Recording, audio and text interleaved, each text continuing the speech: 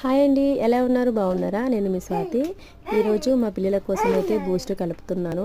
కొంతమంది బూస్ట్ కలిపినప్పుడు పాలపైన బూస్ట్ ఇలా ముద్దలు ముద్దలుగా వస్తుంది. సో అలా రాకుండా ఉండాలి అంటే నేను ఒక టిప్ చెప్తాను, తప్పకుండా ఫాలో అవ్వండి. సో ఫస్ట్ అయితే గ్లాస్ తీసుకొని అందులో బూస్ట్ పౌడర్ వేసుకోవాలి. తర్వాత కొద్దిగా చక్కెర వేయండి. ఆ తర్వాత కాచిన పాలను కొద్దిగా పైనుంచి ఇలా పోస్తూ ఉండాలన్నమాట. ఇలా పోసిన తర్వాత ఒక చెంచా తీసుకొని మంచిగా కలపండి, కింద నుంచి మీది వరకు. ఇలా కలపటం వల్ల బూస్ట్ ముద్దలు ముద్దలుగా రాదు. అలాగే పిల్లలు కూడా హ్యాపీగా తాగుతారు.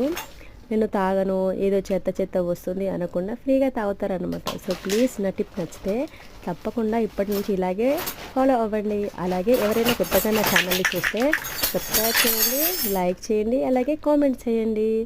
ఓకేనా? నా టిప్ నచ్చిందా? మరి ఉంటాను friends. Bye bye. Once again please subscribe. Bye bye.